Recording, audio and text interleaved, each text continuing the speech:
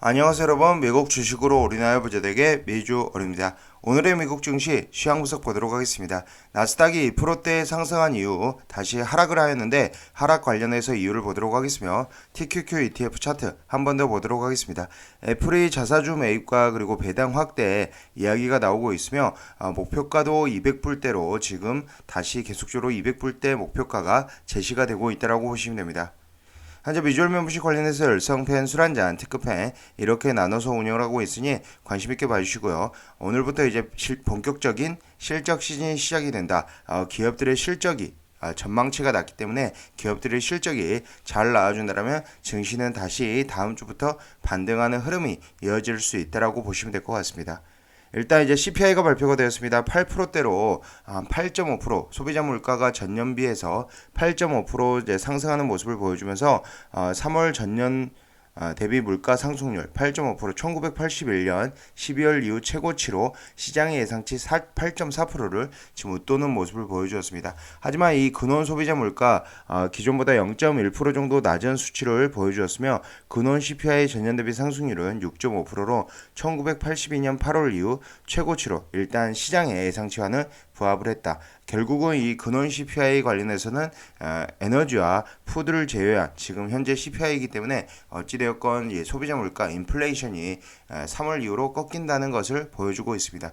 대표적으로 이렇게 에너지 11% 상승을 보여주었는데 국제 유가가 많이 오르면서 에너지 섹터에서 큰 상승률을 보여주었으며 하지만 이 신규 자동차, 중고 자동차 관련해서 지금 현재 꺾이는 모습 중고차는 마이너스 3.8% 정도로 지금 중고차가 지난달에 마이너스 0.2% 이번 달에 마이너스 전년 비해서 마이너스 3.8%로 본격적으로 인플레이션이 꺾이는 모습을 보여준다. 그렇기 때문에 이제 5월에 발표될 4월 CPI는 기대를 해봐도 된다라고 생각이 되고 특히나 이제 5월 CPI 발표 지점 4월 CPI가 5월달에 발표되는 지점에 한번 이제 증시는 폭등할 수 있는 상황이 올 수 있다라고 보시면 될 것 같습니다.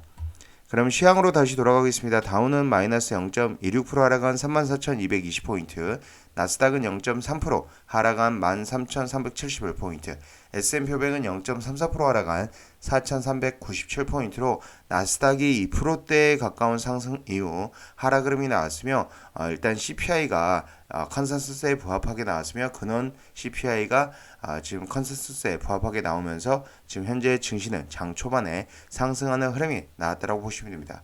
하지만 국채금리가 하락하고 나스닥이 장중 한때 2% 넘게 급등하였지만 높은 수준의 물가는 지속돼 연준의 공격적인 통화정책은 유지된다는 점이 부각되자 상승분을 반납을 했고 이런 가운데 블링컨 미 국무장관이 러시아의 화학무기 사용 관련 발언 후 하락 전환하는 등 우크라이나 이슈가 계속적으로 전쟁이 지속되고 있다. 러시아 우크라이나 이슈가 전쟁이 지속되고 있다고 보시면 됩니다. 현재 유가도 지금 7%대 급등하는 흐름을 보여주면서 다시 100.93불로 유지가 되었으며 유가는 전쟁이 끝나더라도 고유가는 계속적으로 유지될 것으로 보이고 있으며 이 에너지 섹터 지금 에너지 관련 기업들의 실적 발표 때 사상 최고치 실적을 찍으며 그리고 자사주 매입이라든지 배당 확대 등을 실시를 하게 된다면 한 번 더 이 에너지 섹터가 지금 과열 구간이지만 한 번 더 슈팅이 나올 수 있다고 보시면 되고 대표적으로 엑슨모빌, 쉐브론 그리고 워런 버핏이 매수한 옥시덴탈이 상승하는 흐름 오늘은 상승하는 흐름을 보여줬으며 앞으로도 더 상승할 수 있다고 보시면 될 것 같습니다. 특히나 애플은 1.15% 정도의 지금 상승하는 모습을 보여주었는데 애플은 인도에서 아이폰 13 생산을 개시했다라는 소식이 전해졌고요. 중국 생산에 대한 의존도를 줄이는 움직임에 이란으로 생산 지역 다변화에 따른 불확실성 완화가 되었다라는 평가가 유입되며 긍정적인 영향을 미쳤으며 여기에 이제 올해 잔고가 현금 잔고가 증감에 따라 900억 달러에 달하는 자사주 매입을 발표할 수 있다라는 분석이 제기되고 특히나 이제 배당 확대 이야기도 있습니다. 배당도 좀 더 늘릴 것으로 얘기가 되기 때문에 지금 애플의 실적 발표일이 기대가 된다. 지금 애플이 이제 실적 발표일에 상승하는 흐름이 나온다면 나스닥은 이제 상승하는 모습으로 올라갈 수 있다고 보시면 되고 애플의 실적 발표일은 4월 28일 목요일 장후에 예정되어 있으며 대표적으로 이제 빅테크 기업들 실적 발표 시즌이 4월 말에 예정되어 있습니다. 마이크로소프트는 4월 26일 화요일 지금 예상이 되어 있으며 구글 같은 경우는 5월 3일, 아마존은 5월 5일 예상이고 테슬라는 이제 4월 20일 수요일 장후 그리고 메타 플랫폼스도 4월 27일 수요일 장후 엔비디아 같은 경우는 5월 18일 수요일로 지금 예상이 되고 있다라고 보시면 됩니다. 특히나 이렇게 4월 달에 4월 마지막 주에 이 빅테크의 실적 발표 예정일이 몰려있기 때문에 실적에 대한 기대 그리고 자사주 매입 배당 확대에 기대가 된다라고 보시면 되고요. 애플 같은 경우도 이번에 배당금을 10% 정도 가량 인상할 수 있다라고 지금 얘기가 있기 때문에 자사주 매입과 배당 확대 기대를 해볼 수 있다라고 보시면 될 것 같습니다. 역시나 이제 포트폴리오 관련해서 얘기를 해보려고 하는데 이 포트폴리오 관련해서 지금 현재 삼성증권 레포트에서도 얘기가 있습니다. 한쪽에 대한 과도한 베팅보다는 균형 잡힌 포트폴리오가 가장 중요하다. 지금 현재 이제 크루드 오일 프라이스 국제유가가 140%를 상회하며 시장의 가장 큰 리스크 요인으로 이전에 보여주었는데 지금 현재 유가는 이제 100불대에 오히려 하회를 했다가 100불 정도의 위치를 하고 있지만 시장은 오히려 낙폭을 확대를 하고 있습니다. 연초에 보면은 이 패드의 긴축 강화 영향으로 이제 하락 흐름이 나왔고 다시 2월에 러시아 전쟁, 그 다음 3월에는 패드 긴축 강화 하락, 4월에는 중국 봉쇄, 그리고 또 현재 패드의 긴축 강화로 인해서 계속적으로 나스닥, 특히나 이 기술주 위주로 많은 하락이 나오고 있다. 하지만 이제 CPI가 앞으로 점진적으로 꺾일 가능성이 크다. 4월의 예상 CPI는 8%, 5월에는 7.2%, 6월에 6.5%, 12월에 3.4%까지 하락할 것으로 예상하기 때문에 지금 현재 CPI만 하락하더라도 증시에는 굉장히 긍정적인 요인으로 이제 적용을 한다라고 보시면 될 것 같습니다. 하지만 그래도 어찌되었건 이제 기술주만 너무 포트에 가지고 있는 것보다는 한쪽에 대한 과도한 베팅보다 균형 잡힌 포트폴리오가 중요하다라고 보시면 되고 이 나스닥의 QQQ 반등하는 흐름이 나올 때는 비중 조절은 필요해 보인다라고 보시면 될 것 같습니다. 참고로 저는 이제 앞서서도 여러 차례 설명을 드렸지만 리오프닝주 관련해서 지금 현재 메인 포트폴리오, 메인 계좌의 50%의 비중을 가지고 있기 때문에 저는 리오프닝에 주로 베팅을 하고 있다라고 보시면 되고 나머지 20%는 세배 레버리지 그리고 30%는 이제 나스닥 기술주에 투자를 하고 있다라고 보시면 됩니다.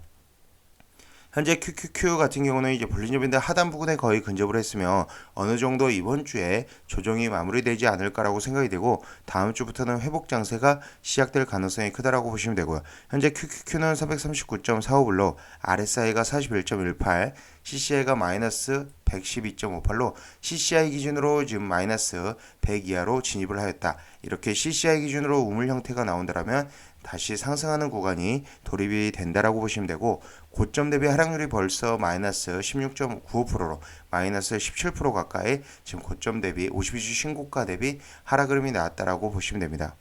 지금 현재 52주 신고가 대비해서 지금 마이너스 17% 하락 나왔고 SPI도 마찬가지로 소폭 하락하였으며 RSI가 44.16, CCI가 마이너스 94.83으로 지금 현재 SPI, S&P 500 레버리지도 지금 마이너스 100 이하로 CCI가 떨어지기 직전이며 RSI도 지금 40대 초반으로 30대로 진입할 것으로 예상이 됩니다. 현재 SPI는 고점 대비 하락률이 마이너스 8.69%이고 다우존스는 고점 대비 하락률이 마이너스 7.38%로 다우존스 SPY, QQQ 순으로 이렇게 하락률이 이제 덜 심하다라고 봐주시면 되고 이미 이제 QQQ, SPY, DIA 마찬가지로 볼린저 밴드 하단 부분에 지금 어느 정도 형성을 하고 있기 때문에 조정 장세가 거의 마무리가 돼간다라고 보시면 될 것 같습니다.